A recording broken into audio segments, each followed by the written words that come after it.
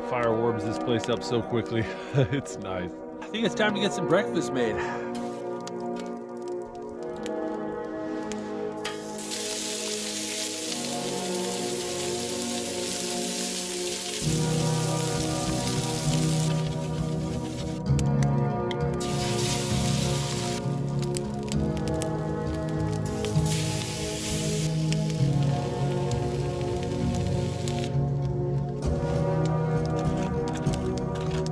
Got ourselves a lovely breakfast.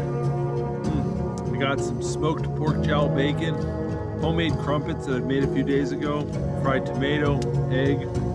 Not bad at all. Butter and crumpets is hard to beat. If you never had them, they're kind of like thick pancakes. Really similar recipe to pancakes.